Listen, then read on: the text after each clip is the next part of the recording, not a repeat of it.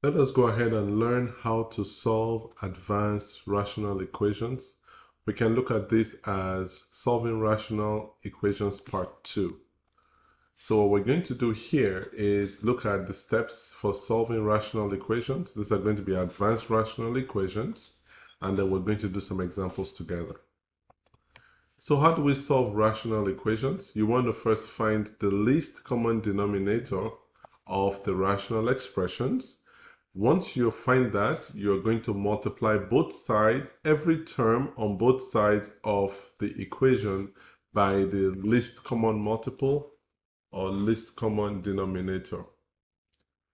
After that, we'll simplify the equations and then go ahead and solve the new equation that we get. One thing you have to be very careful about is to make sure that the solution you come up with, the solution to the equation in step 4, does not make the denominator equal to 0. Now we'll go ahead and apply these steps to some examples. So here, whenever you have just a variable, you look at this, you have rational expressions, but you just have a variable here. We're going to make this over 1. And you can see here that we have 1, x minus 3, and then x minus 3 as our denominators here. So we can simply say that the least common denominator here is x minus 3. So the first step we're going to take here is multiply every term here by x minus 3. So that is going to be x over 1 multiplied by x minus 3 plus 6 over x minus 3 multiplied by x minus 3. And then that is equal to 2x over x minus 3, and we multiply by x minus 3. So we can see here that we can simply cancel this out, and we can now get x multiplied by x minus 3 plus 6 equal to 2x. So now we're going to try to simplify this by distributing x into x minus 3. So we have x squared minus 3x plus 6 equal to 2x. Next step we're going to take is to group common terms together. So this is going to give us x squared minus 3x minus 2x plus 6 equal to 0. And we have x squared minus 5x plus 6 equal to 0. So now we're going to go ahead here and solve this quadratic equation. So this is going to give us x minus 3, x minus 2 equal to 0. So x equal to 3. We also have x equal to 2. So now we're saying here that x, it can be 3 or x can be 2. What we're going to do next is we're going to check each of these answers against the original expression that we have or the equation that we have, but we're going to pay more attention to the denominator. So you can see here x minus 3. If I put x equal to 3, I'm going to get a 0. I'm going to get a 0 for the denominator, which will make this equation undefined, or this will become undefined. So because of that, we're going to say x equal to 3 is an extraneous solution, which means that it will make the equation unbalanced or invalid. And so we're going to say that our actual answer is x equal to 2, because if I make x equal to 2 here, it never makes the denominator equal to 0. The next example we have 4 minus x over 1 minus x equal to 12 over 3 minus x. So if we look at this, they are very dissimilar terms. There's no relationship with them in terms of having multiples. So that means that our least common denominator here is going to be 1 minus x multiplied by 3 minus x. So we're going to multiply both sides of the equation by 1 minus x multiplied by 3 minus x. So let's go ahead and do that. 4 minus x over 1 minus x multiplied by 1 minus x multiplied by 3 minus x equal to 12 over 3 minus x multiplied by 1 minus x multiplied by 3 minus x. So let's go ahead and get rid of common. We're going to cancel out terms in the numerator and denominator. So this is going to cancel out here. this is going to cancel out here. So we have 4 minus x multiplied by 3 minus x is equal to 12 multiplied by 1 minus x. So we're going to go ahead and distribute this. So we have 12. I'm going to use FOIL to do this. So this is 12 minus 3x minus 4x plus x squared equal to 12 minus 12x. So let's group common terms together. So we have x squared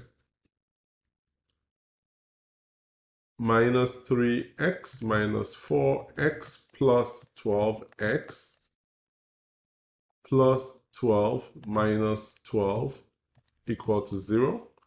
So we're going to simply say, let's go ahead and simplify this. So this is going to be x squared negative 3x minus 4x, that's going to be negative 7x plus 12x.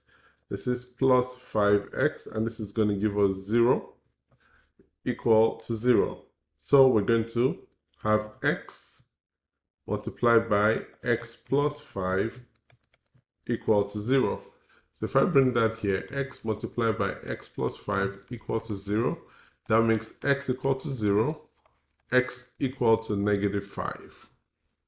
So now we're going to try to substitute each of these. If I put 0 in the denominator, that should be fine. If I put negative 5 in the denominator, that should also be fine. So therefore, x is going to be equal to 0 or negative 5. And then finally, we have x plus 3 over x minus 5 plus 2x squared plus 6 over x squared minus 7x plus 10 equal to 3x over x minus 2. So the first thing I'm going to actually do is to factor x squared minus 7x plus 10. X squared minus 7x plus 10 is x minus 5 multiplied by x minus 2. So I can see here that this is also this equation rewritten. It's going to be x plus 3 over x minus 5 plus 2x squared plus 6 over x minus 5 x minus 2 equal to 3x over x minus 2. So what you're going to find here is you have x minus 5, x minus 2, and then you have the product of both of them. So what I'm going to now do is I'm going to say the product of both of them is going to be our least common denominator. So how can we prove that? So we have x minus 5 to the power of 1, x minus 2 to the power of 1, and we have x minus 5 to the power of 1 multiplied by x minus 2 to the power of 1. If we look at all the terms here we end up with x minus 5 to the power of 1 and then x minus 2 to the power of 1. So we're going to multiply every term in this equation by x minus 5 multiplied by x minus 2.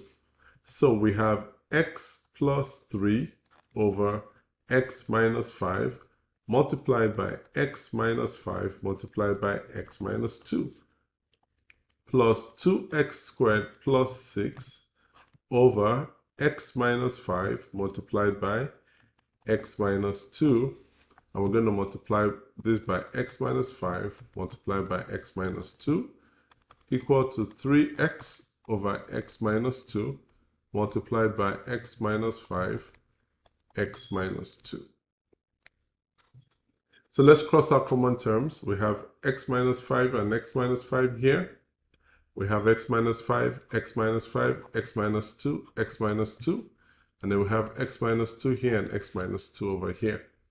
So we now have x plus 3 multiplied by x minus 2 plus 2x squared plus 6 equal to 3x multiplied by x minus 5. So let's distribute. So this is going to be x squared plus 3x minus 2x minus 6 plus 2x squared plus 6 equal to 3x squared minus 15x. So we are going to go ahead and let's simplify both sides.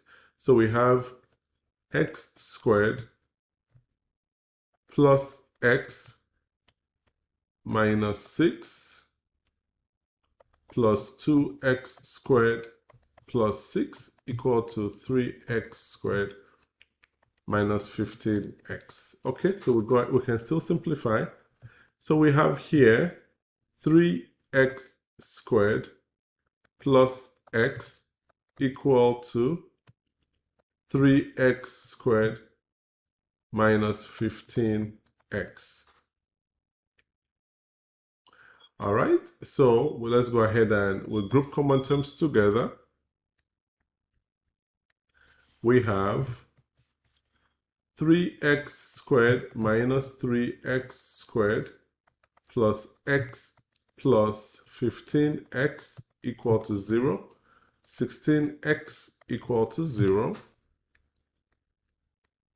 and then we have divide both sides by 16, x is going to be equal to 0. So now that we found the value of x, let's check what happens when we make x equal to 0. X equal to 0, we have no undefined terms by making any of the denominators x value equal to 0. So therefore we can say in this case x is equal to 0.